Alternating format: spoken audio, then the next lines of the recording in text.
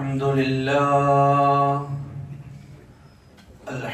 لله نحمده ونستعينه ونؤمن به ونتوكل عليه ونعوذ بالله من شرور أنفسنا ومن سيئات أعمالنا. من يهده الله فلا مضل له ومن يضلل فلا هادي له. وأشهد أن لا إله إلا الله وحده لا شريك له وأشهد أن محمدا عبده ورسوله أرسله بالهدى ودين الحق ليظهره على الدين كله ولو كره المشركون. اللهم صل على محمد وعلى آل محمد كما صليت على إبراهيم وعلى آل إبراهيم. اللهم بارك على محمد وعلى آل محمد كما باركت على إبراهيم وعلى آل إبراهيم إنك حميد مجيد. أما بعد فإن أصدق الحديث كتاب الله وخير الهدي هدي محمد صلى الله عليه وسلم وشر الأمور محدثاتها وكل محدثة بدعة وكل بدعة ضلالة وكل ضلالة في النار. أعوذ بالله من الشيطان الرجيم. بسم الله الرحمن الرحيم.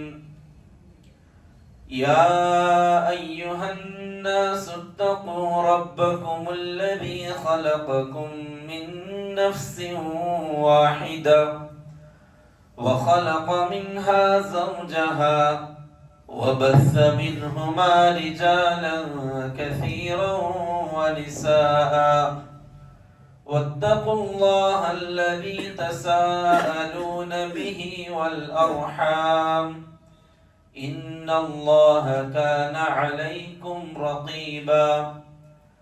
رب اشرح لي صدري ويسر لي أمري واحلل عقدة من لساني يفقه قولي وما توفيقي إلا بالله عليه توكلت وإليه أنيب. ബഹുമാനമുള്ള സത്യവിശ്വാസികളെ വിശ്വാസിനികളെ, അഖില പ്രപഞ്ചത്തിന്റെയും അധിപനായ അള്ളാഹുവിന്റെ കൽപ്പന നിരോധനങ്ങൾ കഴിവിന്റെ പരമാവധി ജീവിതത്തിൽ പാലിക്കണമേ എന്നും അനുസരിക്കണമേ എന്നും എന്നോടും തുടർന്ന് നിങ്ങൾ ഓരോരുത്തരോടും ഓർമ്മപ്പെടുത്തുകയാണ്, ഉപദേശിക്കുകയാണ്, തഖ്വ കൊണ്ട് വസിയ്യത്ത് ചെയ്യുകയാണ്. അള്ളാഹുവിന്റെ പൊരുത്തത്തിലായി ജീവിക്കാനും നാളെ സന്തോഷത്തോടുകൂടി അള്ളാഹുവിനെ കണ്ടുമുട്ടാനുമുള്ള ഭാഗ്യം അള്ളാഹു നമുക്ക് ഓരോരുത്തർക്കും നൽകി അനുഗ്രഹിക്കുമാറാവട്ടെ. റസൂലുള്ളാഹി സ്വല്ലല്ലാഹു അലൈഹി വസല്ലം പഠിപ്പിക്കുകയാണ്, അള്ളാഹുവിന്റെ അടുക്കൽ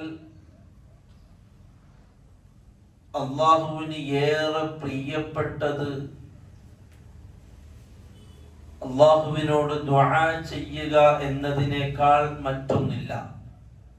ലൈസ ശൈഉൻ ഇൻദല്ലാഹി അക്റമ മിന ദുആ. അള്ളാഹുവിനോട് ദുആ ചെയ്യുക എന്നതിനേക്കാൾ വലിയൊരു കാര്യം അള്ളാഹുവിന്റെ അടുക്കലില്ല. അള്ളാഹുവിനോട് ദുആ ചെയ്യുന്നവരാവുക.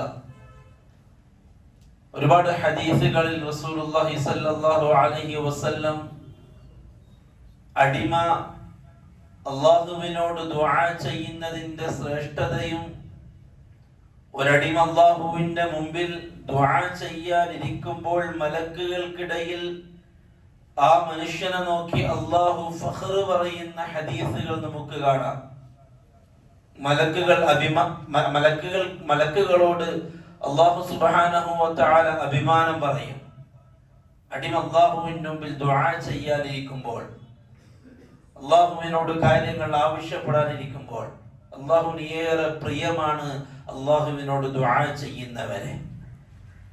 മറ്റൊരു ഹദീസിൽ കാണാം, റസൂലുള്ളാഹി സ്വല്ലല്ലാഹു അലൈഹി വസല്ലം തങ്ങൾ പറഞ്ഞു, അല്ലാഹുവിനോട് ചോദിക്കാത്ത, അല്ലാഹുവിനോട് കാര്യങ്ങൾ ആവശ്യപ്പെടാത്ത, ദുആ ചെയ്യാത്തവരോട് അല്ലാഹുവിന് ദേഷ്യമാണ്, അല്ലാഹുവിന് ഗളബാണ്, അല്ലാഹുവിന് ദേഷ്യമാണ്. അല്ലാഹുവിനോടൊന്നും ചോദിക്കുന്നില്ല, അല്ലാഹുവിനോട് ദുആ ചെയ്യുന്നില്ല, ആവശ്യങ്ങളൊന്നും അല്ലാഹുവിന്റെ മുമ്പിൽ പറയാത്ത ഒരാൾ, അവനോട് അല്ലാഹുവിന് ദേഷ്യമാണെന്ന് ഹദീസ് റസൂലുള്ളാഹി സ്വല്ലല്ലാഹു അലൈഹി വസല്ലം തങ്ങൾ പറഞ്ഞു, അവനോട് അല്ലാഹു ദേഷ്യപ്പെടും.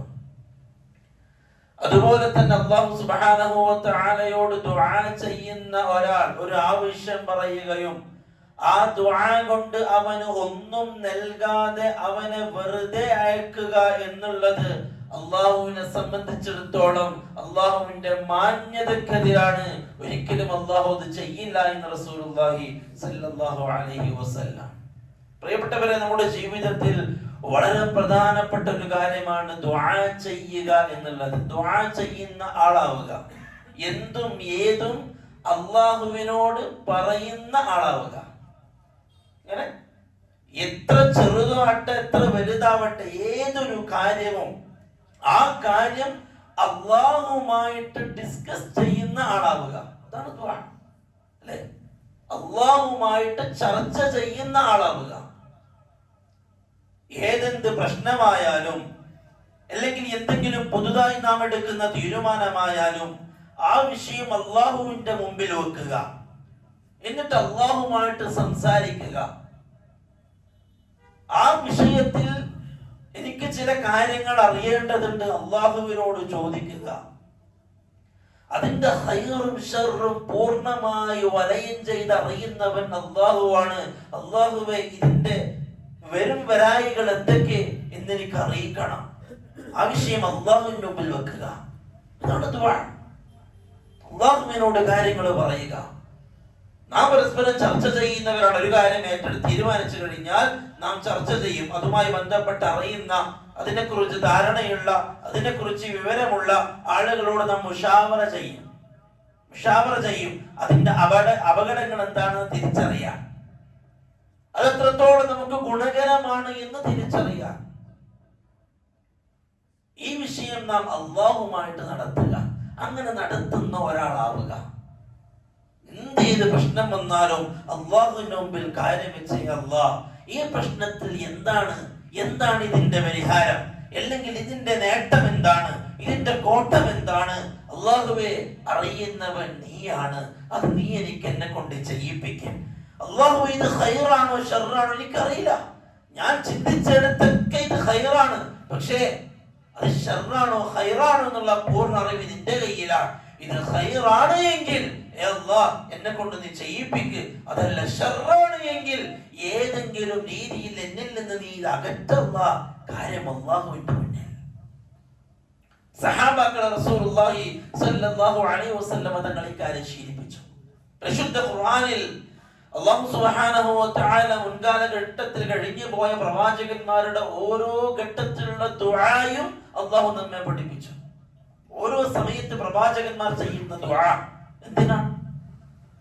അല്ലാഹു സുബ്ഹാനഹു വ തആല ഓരോ പ്രവാചകന്മാരും അവർ അല്ലാഹുവിനോട് തേടിയ ആ വാക്കുകൾ, ആ വാചകങ്ങൾ അതുപോലെ നമ്മെ പഠിപ്പിക്കുകയാണ്. സൂറത്തുൽ അംബിയ. പ്രിയപ്പെട്ടവരെ, നമ്മൾ അത് തന്നെ പഠിച്ച് ചെല്ലാൻ ശ്രമിക്കുക. കാരണം പ്രവാചകന്മാർ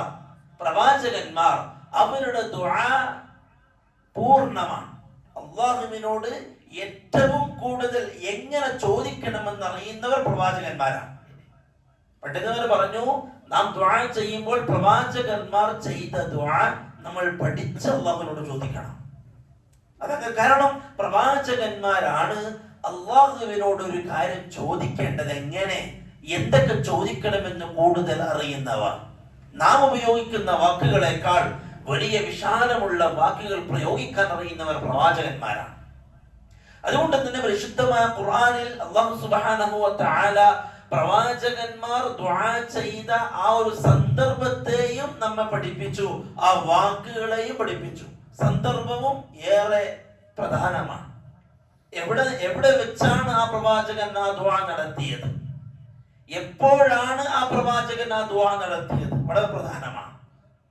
നാം ദുആ ചെയ്യുന്ന സമയം, നാം ദുആ ചെയ്യുന്ന സന്ദർഭം, നാം ദുആ ചെയ്യുന്ന നമ്മുടെ മാനസികാവസ്ഥ, നാം സന്തോഷത്തിലാണോ ദുആ ചെയ്യുന്നത്, നാം സങ്കടത്തിലാണോ ദുആ ചെയ്യുന്നത്, വല്ലാതെ പ്രയാസപ്പെട്ട് ഇരിക്കുമ്പോഴാണോ ദുആ ചെയ്യുന്നത്, ഓരോ സന്ദർഭത്തിനും ആ ദുആക്ക് പ്രാധാന്യമുണ്ട്.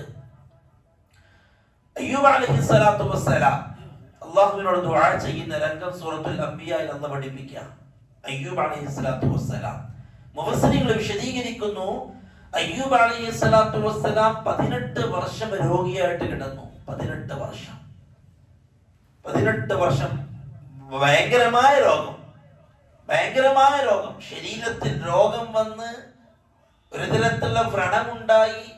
മക്കളും ബാപ്പാനിട്ടിട്ട് പോയി, ഭാര്യമാരും മാപ്പിളിട്ടിട്ട് പോയി, എല്ലാരും ഒറ്റപ്പെടുത്തി. അങ്ങനത്തെ രോഗം, മണക്കുന്ന രോഗം, ദുർഗന്ധമുള്ള രോഗം. അയ്യൂബ് അലൈഹിസ്സലാത്തു വസ്സലാമിന് ഒരു ഭാര്യ ഒഴികെ ഉമ്മു ഹബീബ എന്ന് പറയുന്ന ഒരു ഭാര്യ കൂട്ടിന് നിന്നു.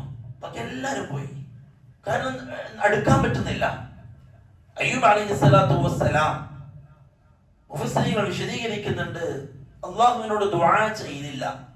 അയ്യൂബ് അലൈഹിസ്സലാത്തു വസ്സലാം പറഞ്ഞു, എന്റെ ആരോഗ്യമുള്ള സമയത്ത് എന്റെ ആരോഗ്യമാണ് എന്റെ അള്ളാഹുവിന് ഇഷ്ടമെങ്കിൽ, എന്റെ രോഗമുള്ള സമയത്ത് എന്റെ രോഗമാണ് അള്ളാഹുവിന് ഇഷ്ടം, എന്റെ രോഗമായിരിക്കും അള്ളാഹുവിന് ഇഷ്ടം എന്ന് പറഞ്ഞു അയ്യൂബ് അലൈഹിസ്സലാത്തു വസ്സലാം ദുആ ചെയ്യാൻ മടിച്ചു. അവസാനം മുഫസ്സിറുകൾ പറയുന്നു, അയ്യൂബ് അലൈഹിസ്സലാത്തു വസ്സലാമിന്റെ ഇടയിൽ ശൈത്താൻ ഇടപെട്ടപ്പോൾ, അങ്ങനെ തന്നെയാണ് ദുആ. സൂറത്തു സ്വാദിൽ വഅയ്യൂബ ഇദ് നാദാ റബ്ബ, അയ്യൂബ് അലൈഹിസ്സലാത്തു വസ്സലാം അല്ലാഹുവിനോട് ദുആ ചെയ്തു. എന്നിട്ട് പറഞ്ഞു, അന്നി മസ്സനിയദ്ദുർറു അന്നി മസ്സനിയ ശൈത്താനു ബിനുസ്ബി വഅദാബ്, അല്ലാഹുവേ എന്നിൽ ശൈത്താൻ പ്രവേശിക്കുന്നുണ്ട്, അത് ശരിയാവില്ല. ശൈത്താൻ എന്നിൽ ഇടപെട്ടുകൊണ്ട് അല്ലാഹുവേ നിന്റെ ദിക്റിനെ ഇല്ലാതാക്കുന്നുണ്ട്, അല്ലാഹുവേ നിന്റെ സ്മരണയെ നീയുമായിട്ടുള്ള എന്റെ കണക്ഷനെ ശൈത്താൻ അത് നശിപ്പിക്കുന്നുണ്ട്. ഇന്നി മസ്സനിയ ശൈത്താനു, എനിക്ക് ശൈത്താൻ ബാധിക്കുന്നുണ്ട്, അതുകൊണ്ട് അല്ലാഹുവേ നീ എന്നെ കൈച്ചലാക്കണം. സൂറത്തുൽ അംബിയായിൽ അല്ലാഹു അത് പറഞ്ഞു, വഅയ്യൂബ ഇദ് നാദാ റബ്ബ, അയ്യൂബ് തന്റെ റബ്ബിനെ വിളിച്ച് തേടിയ സന്ദർഭം അല്ലാഹു നമ്മളെ പഠിപ്പിക്കുക. അന്നി മസ്സനിയദ്ദുർറു, അല്ലാഹുവേ എനിക്കൊരു പ്രയാസം ബാധിച്ചിരിക്കുകയാണ്. അന്നി മസ്സനിയദ്ദുർറു വഅൻത അർഹമുർ റഹീമീൻ, നീ കരുണ കാണിക്കുന്നവരിൽ ഏറ്റവും കൂടുതൽ കരുണയുള്ളവനാണ് അല്ലാഹുവേ, അടിമകളോട് അങ്ങേയറ്റം കൃപയുള്ളവനാണ് അല്ലാഹുവേ, എന്റെ ഈ വിഷയത്തിൽ ഒരു തീരുമാനം വേണം. സൂറത്തു സ്വാദിൽ അതൊന്ന് വിശദീകരിച്ചു. ഇന്നി മസ്സനിയ ശൈത്താൻ, അല്ലാഹു എന്നെ ശൈത്താൻ സ്പർശിച്ചിരിക്കുകയാണ്, എന്നെ രക്ഷപ്പെടുത്തണം. സൂറത്തു സ്വാദിൽ അല്ലാഹു അതിന്റെ പ്രതിവിധി പറഞ്ഞു കൊടുത്തു, ഉർകുദ് ബിരിജിലിക ഉർകുദ് ബിരിജിലിക ഹാദാ മുഗ്തസലുൻ ബാരിദുൻ വശറാബ്. സൂറത്തു അംബിയായിൽ അല്ലാഹു പറഞ്ഞു ഫസ്തജബ്നാ, സൂറത്തുൽ അംബിയായിലെ ആയത്തിന്റെ വിശദീകരണമാണ് സൂറത്തുൽ സ്വാദ്. സൂറത്തുൽ അംബിയായിൽ അല്ലാഹു പറഞ്ഞു ഫസ്തജബ്നാ, നാം അയ്യൂബിന്റെ ദുആ കേട്ടു. ഇത് രണ്ട് ദുആയും അതിന്റെ ഉത്തരം നൽകുന്ന രീതിയും അല്ലാഹു നമ്മളെ പഠിപ്പിക്കുകയാണ്. എന്താണ് ആ പ്രവാചകൻ ചോദിച്ചത്, ഞാൻ എങ്ങനെയാണ് ആ ദുആയെ കണ്ടത് എന്നുള്ള പഠിപ്പിക്കുകയാണ്. ഫസ്തജബ്നാ, നാം അയ്യൂബിന് ഉത്തരം നൽകി. ഫകശഫ്നാ, നാം നീക്കി. മാ ബിഹി മിൻ ളുല്ലിൻ, അയ്യൂബിന് ബാധിച്ച ആ രോഗത്തെ, ആ പ്രയാസത്തെ നാം നീക്കിക്കൊടുത്തു. വആതൈനാഹു അഹ്ലഹു, നാം അദ്ദേഹത്തിന്റെ കുടുംബത്തെ മടക്കി നൽകി. വീട് വിട്ടു പോയ അല്ലെങ്കിൽ ഇറങ്ങിപ്പോയവരെ അല്ലാഹു തിരിച്ചു നൽകി. വആതൈനാഹു അഹ്ല വമിസ്ലഹും മഅഹും, വമിസ്ലഹും മഅഹും, അവരോടൊപ്പം അവരെ പോലെയുള്ളതിനെയും നൽകി. മുഫസ്സിരീങ്ങൾ വിശദീകരിക്കുന്നു, ആ അസുഖത്തിന് ശേഷം അയ്യൂബ് അലൈഹിസ്സലാത്തു വസ്സലാമിന് പുതിയ വേറെയും ഭാര്യമാരും അവരിൽ വേറെയും മക്കളെ അല്ലാഹു നൽകി. വആതൈനാഹു അഹ്ലഹു വമിസ്ലഹും മഅഹും റഹ്മതൻ മിൻ ഇൻദിനാ, നമ്മുടെ ഭാഗത്ത് നിന്നുള്ള റഹ്മത്തായിക്കൊണ്ട്. സൂറത്ത് സ്വാദിൽ അല്ലാഹു വിശദീകരിച്ചു, അയ്യൂബ് അലൈഹിസ്സലാത്തു വസ്സലാം രോഗം അല്ലാഹുവിനോട് പറഞ്ഞപ്പോൾ അല്ലാഹു പറഞ്ഞു, ഉർഖുദു ബിരിജിലിക, നീ നിന്റെ കാലിട്ടടിക്കുക, ഹാദാ മുഗ്തസലും ബാരിദും വശറാബ്. അയ്യൂബ് അലൈഹിസ്സലാത്തു വസ്സലാം കാലിട്ടടിച്ചെടുത്ത് ഒരു ഉറവ പൊട്ടി, ആ ഉറവയിൽ നിന്നും കുടിക്കാനും കുളിക്കാനും അല്ലാഹു ആവശ്യപ്പെട്ടു. അതോടെ ആ രോഗം മാറി. എന്നിട്ട് വമിസ്ലഹും മഅഹും, നാം അദ്ദേഹത്തിന് ഭാര്യമാരെ തിരിച്ചു നൽകി, അതേപോലുള്ള മക്കളെയും ഞാൻ തിരിച്ചു നൽകി. അയ്യൂബ് അലൈഹിസ്സലാത്തു വസ്സലാമിന്റെ ദുആ, രോഗം വന്നപ്പോൾ അയ്യൂബ് നബി തേടി, ഞാൻ അയ്യൂബിന്റെ ദുആ കേട്ടു, ഞാൻ അയ്യൂബിന്റെ കാര്യങ്ങൾ നടത്തി കൊടുത്തു.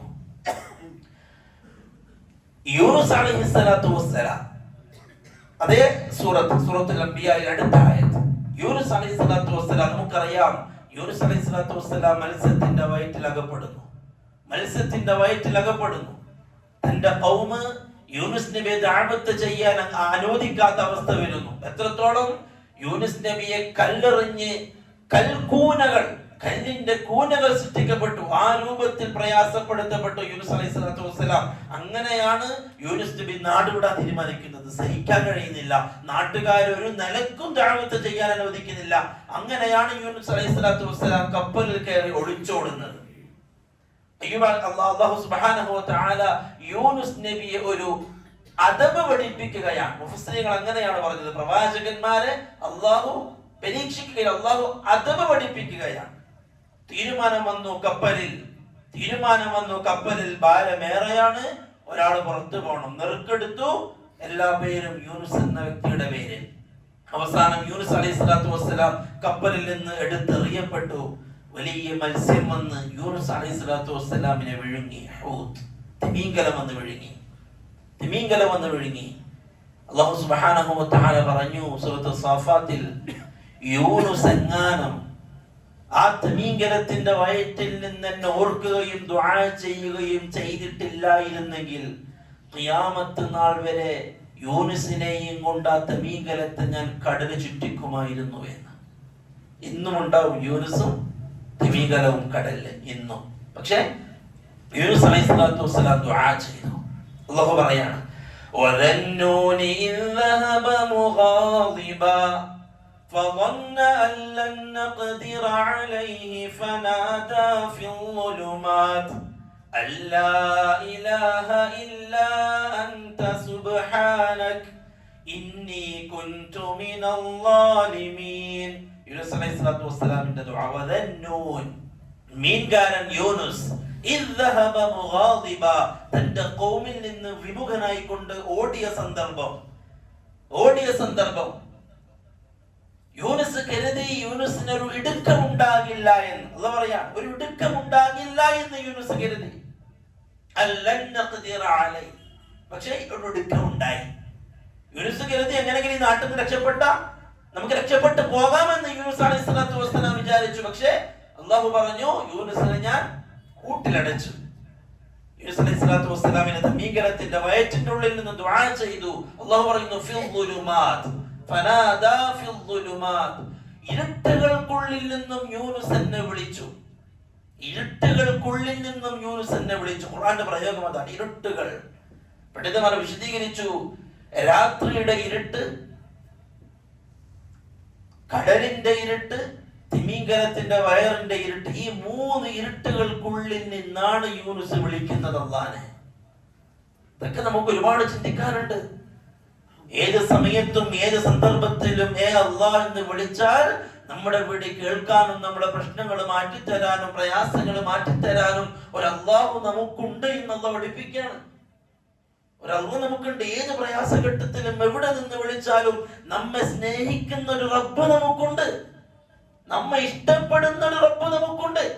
നമ്മൾ എത്ര തെറ്റ് ചെയ്ത് ആർക്കും വേണ്ടാത്ത ചണ്ടിയായി റോട്ടിൽ അലയേണ്ടി വന്നാലും എന്നെ സ്നേഹിക്കുന്ന ഒരു റബ്ബ് എനിക്കുണ്ട് എന്ന ചിന്ത അള്ളാഹ് പഠിപ്പിക്കുകയാണ്. നബ്ബി ഇബാദി അന്നി അനൽ ഗഫൂറുർ റഹീം. നബിയെ എന്റെ അടിമയോട് പറ, ആർക്കും വേണ്ടാത്തവൻ, കുടുംബക്കാർക്കും വേണ്ട, നാട്ടുകാർക്കും വേണ്ട, എല്ലാരും ഒറ്റപ്പെടുത്തി ഓൻ വൃത്തികെട്ടവനാണ്, ഓൻ അങ്ങനെയാണ്, ഓൻ ആർക്കും വേണ്ട, എല്ലാവരും ഒഴിവാക്കിയവൻ, അവന് താങ്ങും തണലുമായിട്ട്, അവന്റെ മനസ്സിൽ ആശ്വാസവുമായിട്ട് അല്ലാഹു പറയാ, നബി അവനോട് പറ, അവന്റെ റബ്ബ് അവനോട് സ്നേഹമുള്ളവനാണെന്ന്, അവന്റെ റബ്ബ് അവനോട് കരുണയുള്ളവനാണെന്ന്.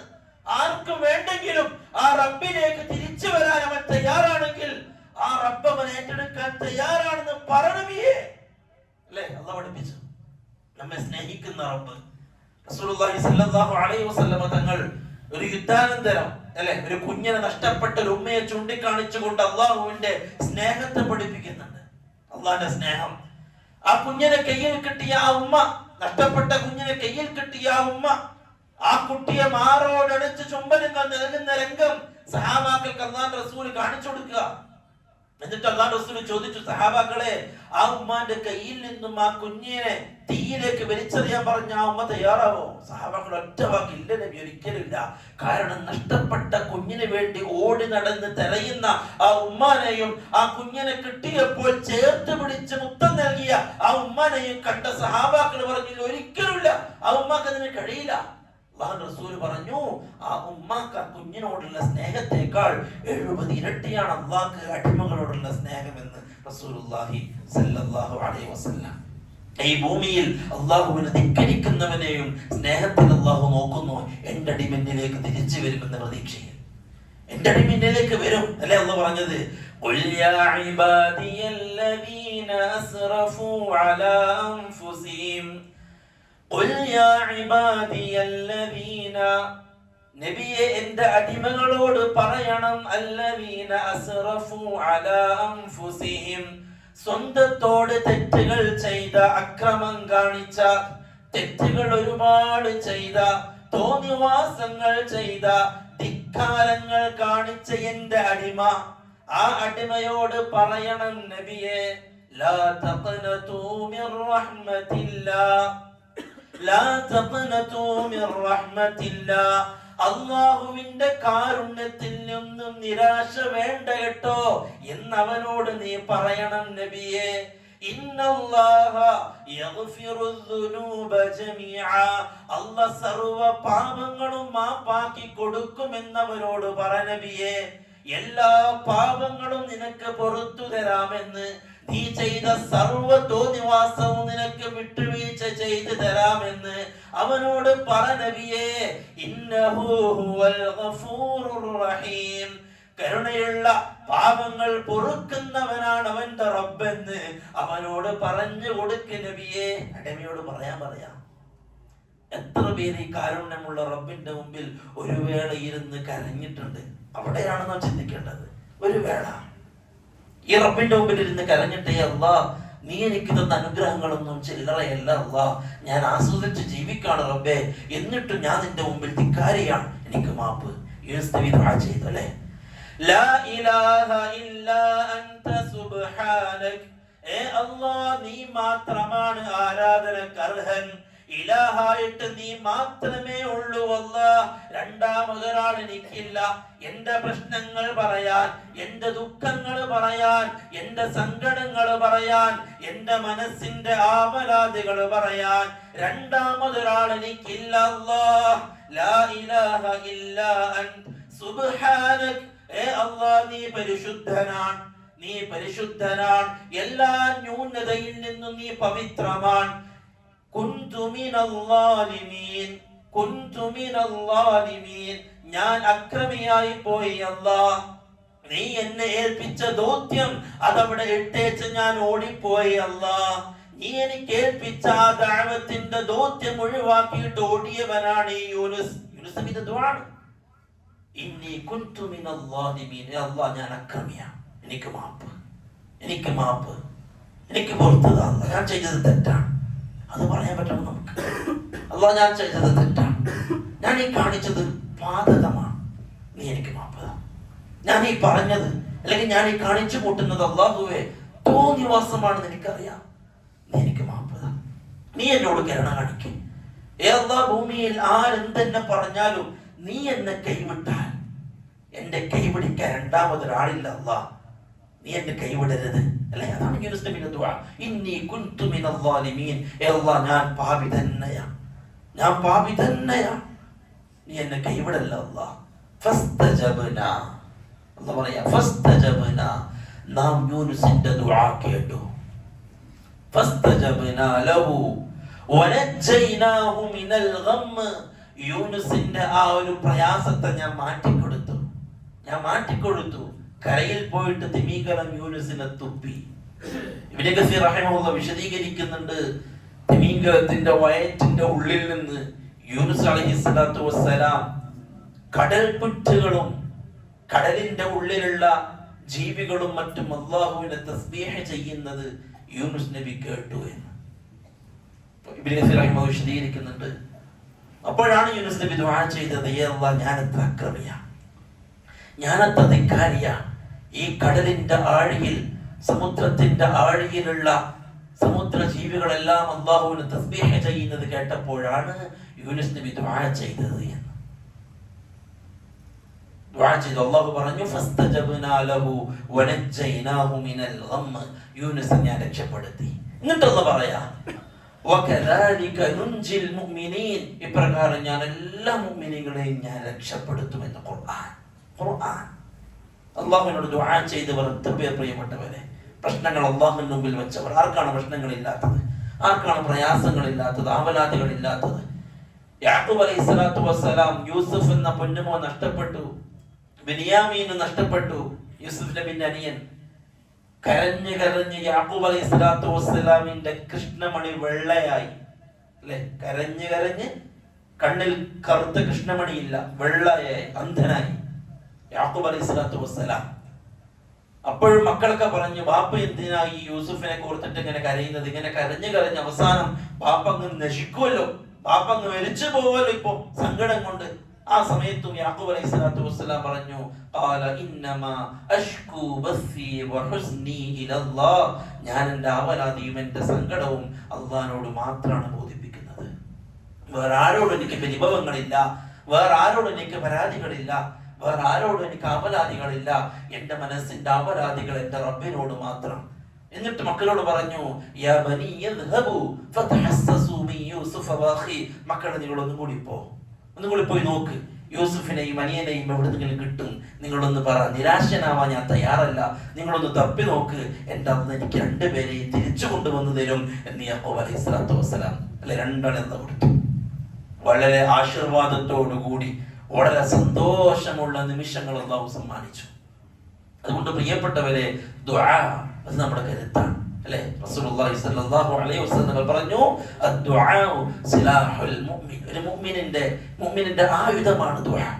ആർക്ക് നമ്മളെ വേണ്ടെങ്കിലും, ആര് നമ്മളെ ഒഴിവാക്കിയാലും, ആര് നമ്മളെ ഒറ്റപ്പെടുത്തിയാലും, ആര് നമ്മളെ കുറ്റപ്പെടുത്തിയാലും, അള്ളാന്റെ മുമ്പിൽ വന്നിരുന്നേ അല്ലാഹ്, ലോകം മുഴുവനും എന്നെ ഒറ്റപ്പെടുത്തിയാലും നീ എൻ്റെ കൂടെ ഉണ്ടെങ്കിൽ പിന്നെ എനിക്ക് എന്ത് വേണം?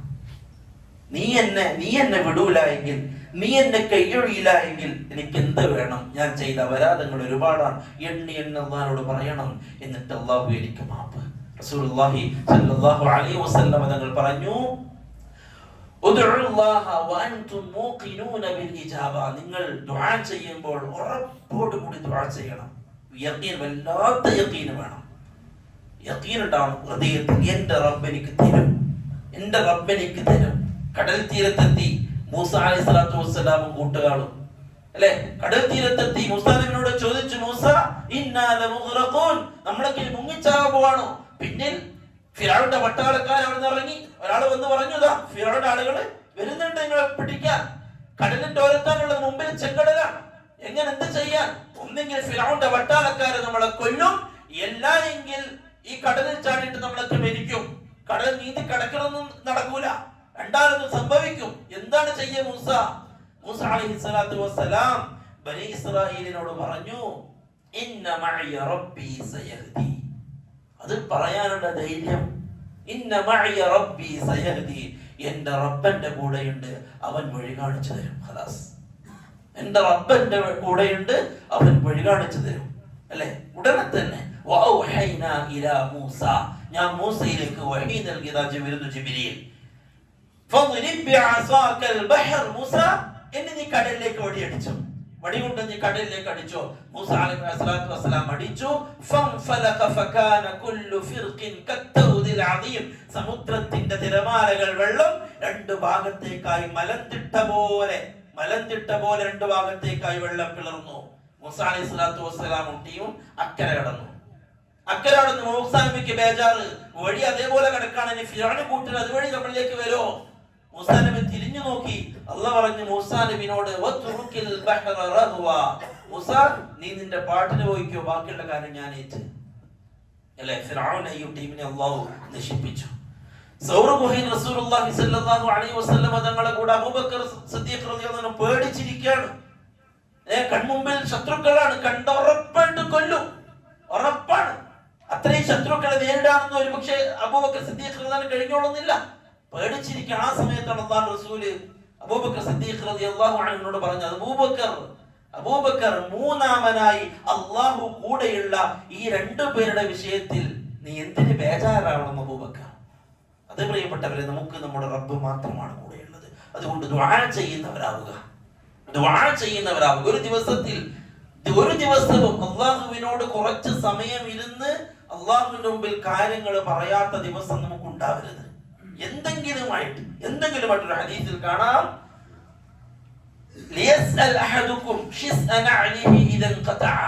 ചെരുപ്പിന്റെ വാറ് പൊട്ടിയാൽ പോലും നിങ്ങൾ അള്ളാഹുവിനോട് ചോദിക്കുക. അത്ര നിസ്സാരമായ കാര്യം, ചെറിയ പ്രശ്നമാണ്. അള്ളാഹിനോട് പറയുക, അള്ളാഹ് ഇന്നെന്ന പ്രശ്നങ്ങളുണ്ട്, നീ ഒന്നത് സോൾവ് ആക്കി തരണം. ഇന്നെന്ന കാര്യങ്ങളുണ്ട്, കച്ചവടത്തിലായിക്കോട്ടെ, കുടുംബത്തിലായിക്കോട്ടെ, വീട്ടിലായിക്കോട്ടെ, നാട്ടിലായിക്കോട്ടെ, കൂട്ടുകാർക്കും എന്തോ ആയിക്കോട്ടെ, അള്ളാഹിന്റെ മുമ്പിൽ വിഷയം വെക്കുക. അള്ളാഹു ഇന്നെന്ന കാര്യങ്ങളൊക്കെ ഉണ്ട്, ഏറ്റവും കാര്യം പരിഹരിക്കാൻ നീയാണ് അള്ളാഹുവെ യോഗ്യൻ, ഈ പ്രശ്നം ഒന്ന് പരിഹരിച്ചതാ അള്ളാഹ്. ആ രൂപത്തിൽ പ്രിയപ്പെട്ടവരെ അള്ളാഹുമായിട്ട് നാം അടുക്കണം, ദുആ കൊണ്ട് അള്ളാഹുവിലേക്ക് അടുക്കണം. അള്ളാഹു സുബ്ഹാനഹു വ തആല നല്ല തൗഫീഖ് നൽകി അനുഗ്രഹിക്കുമാറാവട്ടെ.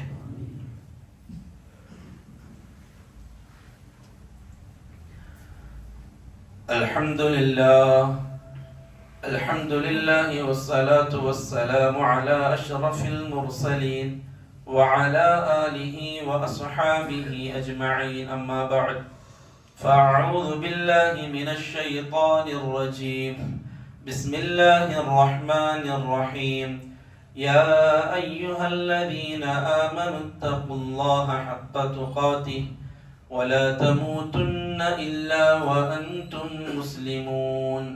ബഹുമാനമുള്ള വിശ്വാസികളെ, രണ്ടാമതും അല്ലാഹുവിന്റെ വിധിവിലക്കുകൾ, കൽപ്പന, നിരോധനങ്ങൾ കഴിവിന്റെ പരമാവധി ജീവിതത്തിൽ പാലിക്കണമേ എന്ന് എന്നോടും നിങ്ങൾ ഓരോരുത്തരോടും ഓർമ്മിപ്പിക്കുകയാണ്, ഉണർത്തുകയാണ്, തഖ്വ കൊണ്ട് വസിയത്ത് ചെയ്യുകയാണ്. വിശുദ്ധമായ മുഹറം മാസത്തിലേക്ക് നാം പ്രവേശിച്ചിരിക്കുകയാണ്. പവിത്രമായ മാസങ്ങളിൽ ഒന്നാണ് മുഹറം. ഈ മാസത്തിൽ റസൂലുള്ളാഹി സ്വല്ലല്ലാഹു അലൈഹി വസല്ലം നമുക്ക് നോമ്പ് സുന്നത്താക്കിയിട്ടുണ്ട്. മുഹറം 9ഉം 10ഉം റസൂലുള്ളാഹി അലൈഹി വസല്ലം തങ്ങൾ പറഞ്ഞു, റമദാനിന് ശേഷം ഏറ്റവും നല്ല നോമ്പ് അത് ഷഹ്റുല്ലാഹിൽ മുഹറം, മുഹറം മാസത്തിലെ നോമ്പാണ് എന്ന് പറഞ്ഞു റസൂലുള്ളാഹി സ്വല്ലല്ലാഹു അലൈഹി വസല്ലം. അതിന്റെ ശ്രേഷ്ഠതയായിട്ട് പറഞ്ഞത് അവന്റെ മുമ്പുള്ള ഒരു വർഷത്തെ പാപങ്ങൾ മുഴുവനും അല്ലാഹു മാപ്പാക്കി കൊടുക്കും ആ ഒരു നോമ്പ് കൊണ്ട്.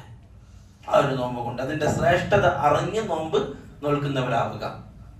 യഥാർത്ഥത്തിൽ റസൂലുള്ളാഹി സ്വല്ലല്ലാഹു അലൈഹി വസല്ലം തങ്ങൾ ഈ നോമ്പുമായിട്ട് കാര്യങ്ങൾ സംസാരിച്ച ഹദീസുകൾ പഠിക്കുമ്പോൾ അവിടെ നമുക്ക് വ്യക്തമാകുന്ന ഒരു കാര്യം, മക്കയിൽ നിന്ന് മദീനയിലേക്ക് വന്ന റസൂലുള്ളാഹി സ്വല്ലല്ലാഹു അലൈഹി വസല്ലം തങ്ങൾ ജൂതന്മാര് നോമ്പ് നോക്കുന്നതായിട്ട് കാണുന്നു. നബി സല്ലല്ലാഹു അലൈഹി വസല്ലം തങ്ങൾ ചോദിച്ചു, ഇതെന്താണ് ഈ നോമ്പ്? അപ്പൊ അവര് പറഞ്ഞു, ഇത് സ്വാലിഹായ ഒരു ദിവസമാണ്, ഏറ്റവും പ്രധാനപ്പെട്ട ഒരു ദിവസമാണ്, അതുകൊണ്ടാണ് നമ്മൾ നോമ്പ് നോക്കുന്നത്. നമ്മുടെ പ്രവാചകനായ മൂസാ നബിയെ ഫിർഔനിൽ നിന്നും അള്ളാഹു രക്ഷിച്ച ദിവസമാണ് ഈ ദിവസം. അതുകൊണ്ട് മൂസാ നബി അള്ളാഹുവിനോട് ശുക്ർ എന്നോണം നോമ്പ് നോറ്റു, അതുകൊണ്ടാണ് നമ്മൾ നോമ്പ് നോക്കുന്നത് എന്ന് ജൂതന്മാര് പറഞ്ഞു. റസൂലുള്ളാഹി സ്വല്ലല്ലാഹു അലൈഹി വസല്ലം തങ്ങൾ സഹാബാക്കളോട് പറഞ്ഞു, നഹ്നു അഹഖു ബിമൂസ, നമ്മളാണ് മൂസയുടെ ആ ഒരു വിഷയത്തിൽ ഏറ്റവും യോഗ്യരായിട്ടുള്ളത്. നമ്മുടെ നബിയാണ് മൂസ, അതുകൊണ്ട് നമുക്ക് നോമ്പ് നോക്കണം, നമുക്ക് നോമ്പ് നോക്കണം. റസൂലുള്ളാഹി സ്വല്ലല്ലാഹു അലൈഹി വസല്ലം തങ്ങൾ ആ നോമ്പ് ജൂതന്മാരുമായിട്ട് ചെറിയൊരു സാമ്യത, അവരും നോക്കുന്നു നമ്മളും നോക്കുന്നു. നബി സല്ലല്ലാഹു അലൈഹി വസല്ലം തങ്ങൾ പറഞ്ഞു, നിങ്ങൾ 9 അല്ലെങ്കിൽ 11 നോക്കണം അവരോട് എതിരാവാൻ. അവരോട് എതിരാവാൻ ഒരു നിലക്കും ജൂതന്മാരോട് യോജിക്കാൻ ഇസ്ലാം അനുവദിക്കുന്നില്ല, ഒരു നിലക്കും. നോക്കി, ഒരു നോമ്പിന്റെ വിഷയത്തിൽ അവരെന്തോ ചെയ്യട്ടെ, നമുക്ക് നോമ്പ് നോക്കാം എന്നല്ല. റസൂലുള്ളാഹി സ്വല്ലല്ലാഹു അലൈഹി വസല്ലം തങ്ങൾ പറഞ്ഞു, അടുത്ത വർഷം 9 ഞാൻ നോമ്പ് നോക്കും. വേറൊരു ഹദീസിലുണ്ട്, നിങ്ങൾ അതിന്റെ മുമ്പോ അതിന് ശേഷമോ മുഹറം 9 അല്ലെങ്കിൽ മുഹറം 11 നിങ്ങൾ നോമ്പ് നോക്കണം. 3 നോമ്പ് നോക്കുന്നതും അഫ്ദലാണ് എന്ന് പണ്ഡിതന്മാർ പറഞ്ഞിട്ടുണ്ട്. മുഹറം 9, 10, 11 അല്ലെങ്കിൽ 9, 10 അല്ലെങ്കിൽ 10, 11. എന്തിന് ജൂതന്മാരോട് എതിരാവാൻ? ആലോചിക്കണം. ഈ കേവലം ഒരു നോമ്പ് അവരോട് ഒരിക്കലും യോജിക്കരുത് എന്നത് കൊണ്ട് റസൂലുള്ളാഹി സ്വല്ലല്ലാഹു അലൈഹി വസല്ലം എക്സ്ട്രാ ഒരു നോമ്പ് എടുത്തിട്ട് നമ്മൾ ജൂതന്മാരെ പോലെ ഒന്നല്ല, നമുക്ക് 9 നോമ്പുണ്ട് അവർക്ക് 10 മാത്രമേ ഉള്ളൂ എന്ന എതിരുണ്ടാവണം.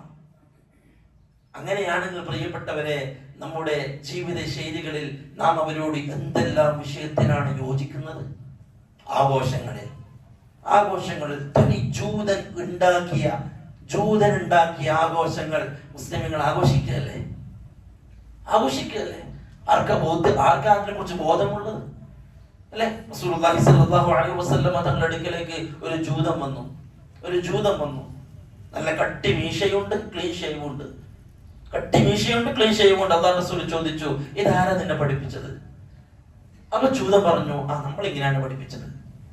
റസൂലുള്ളാഹി സ്വല്ലല്ലാഹു അലൈഹി വസല്ലം ആ ജൂതനോട് പറഞ്ഞു, എന്നാൽ ഞാൻ പഠിപ്പിക്കുന്നത് മീശ വെട്ടാനും താടി വളർത്താനുമാണ്. മീശ വളർത്തുകയും താടി വടിക്കുന്നവനെ കുറിച്ച് നമ്മൾ എന്ത് പറയണം? ഓൻ ഏത് മുസ്ലിമാണ്? അല്ലെ? ആധുനികന്മാര് താടി ഒന്ന് വടിച്ചു വിചാരിച്ചിട്ട് എന്താവാനോ വലിയ കാര്യമൊന്നുമില്ല. നിര്യാണിക്ക് കുറച്ച് പേന്റ് താഴോട്ട് ഇറങ്ങി വരച്ചിട്ട് അത് വലിയ പ്രശ്നമാണ്. അതിപ്പോ നാളെ ആഖിറത്തിൽ അല്ലാഹു നിര്യാണിക്ക് അതാണ് സംസാരം. അല്ലാഹു റസൂൽ പറഞ്ഞതാണ്, ജൂതനെ കണ്ടപ്പോൾ ഞാൻ പഠിപ്പിക്കുന്നത് മീശ വെട്ടാനും താടി വളർത്താനുമാണെന്ന്. പ്രിയപ്പെട്ടവരെ, അല്ലാഹു റസൂൽ പറഞ്ഞതാ, ചാണായി ജൂതനെ പിൻപറ്റുന്ന നസാറാക്കളെ പിൻപറ്റുന്ന ഒരു കാലം വരും. ആ കാലത്തിൽ അല്ലാഹു റസൂൽ പറഞ്ഞ ആ വാക്കിന് നമ്മൾ വേണോ ആ വാക്കിനെ അർത്ഥമാക്കാൻ? അല്ലെ? താടി വടിക്കൽ നിസ്സാരമായി കാണുന്നു, എന്നാൽ മീശ കെട്ടിക്കൊള്ളുന്ന ആളുകൾ വളരെ ഗൗരവത്തിൽ ചിന്തിക്കണം. അല്ലാഹു റസൂൽ ശക്തമായ താക്കീത് നൽകിയ ഒരു വിഷയമാണ്, നിസ്സാരമാണ്. എന്തേ കുറച്ച് താടി വളർന്നാൽ ഒരു പ്രശ്നമില്ല. എന്നാലും ജൂതൻ നമ്മളെ സമ്മതിക്കുന്നില്ല. നിര്യാണിക്ക് താഴെ വസ്ത്രം, അത് നിര്യാണി തൊട്ട് മുകളിലായ എന്താ പ്രശ്നം? ഒരു പ്രശ്നമില്ല. എന്നാലും നിര്യാണിക്ക് താഴെ വസ്ത്രമിറക്കി അത് മുറിക്കാനൊന്നും മനസ്സനുവദിക്കാത്ത, അല്ലെങ്കിൽ അതിന്റെ മുകളിൽ വസ്ത്രം ധരിക്കാൻ മനസ്സനുവദിക്കാത്ത ആളുകൾ മനസ്സിലാക്കണം, ജൂതന്റെ അടിമകളാണ് അവർ. അല്ലാഹു കാക്കട്ടെ, അല്ലാഹു ഹിദായത്ത് നൽകട്ടെ. അല്ലാഹു റസൂൽ നോമ്പിന്റെ വിഷയത്തിൽ പോയി നിങ്ങൾ എതിരാവണം. പല വിഷയത്തിലും ഹദീസിൽ ഒരുപാട് വിഷയത്തിൽ കാണാം, നിങ്ങൾ ജൂതനെതിരാവണം, നിങ്ങൾ നസാറാക്കൾക്കെതിരാവണം, അവരോട് ഒരു നിലക്കും നിങ്ങൾ യോജിക്കരുത്. അപ്പൊ ജൂതൻ നടത്തുന്ന കല്യാണം, അപ്പൊ ജൂതൻ നടത്തുന്ന പാർട്ടി പരിപാടികൾ, ജൂതൻ നടത്തുന്ന എല്ലാം ജൂതന്റേതാണ്. പണ്ഡിതന്മാർ ഓരോന്ന് വിശദീകരിച്ചിട്ടുണ്ട്. ഏതൊക്കെ ജൂതന്റേത്, ഏതൊക്കെ നസാറാക്കളത്, ഇസ്ലാമിൻ്റെത് ഏത്. സഹാബാക്കൾ ജീവിച്ചിട്ടുണ്ട്. ആ ചരിത്രം വ്യക്തമായിട്ട് നമ്മുടെ കയ്യിലുണ്ട്. എന്തായിരുന്നു സഹാബാക്കളുടെ ജീവിതം, എങ്ങനെയായിരുന്നു അവരുടെ കല്യാണങ്ങൾ, എങ്ങനെയായിരുന്നു അവരുടെ പരിപാടികൾ, ഏതൊരു വിഷയത്തെയും അവർ കണ്ടത് എങ്ങനെയാണ്. ഒരു മരണം, ആ മരണം നടന്ന വീട്, സഹാബാക്കൾ മരണപ്പെട്ടിട്ടുണ്ട്, അല്ലാഹു റസൂലും സഹാബാക്കളും കാണാൻ പോയിട്ടുണ്ട്. ആ വീട്ടിന്റെ ചിത്രം എന്താണ്, വ്യക്തമായ ഹദീസിലുണ്ട്. തുടങ്ങി ഓരോ കാര്യവും നാം മാറ്റണം, നാം ഒഴിവാക്കണം. വ്യക്തിപരമായിട്ട് ഞാനതിലില്ല.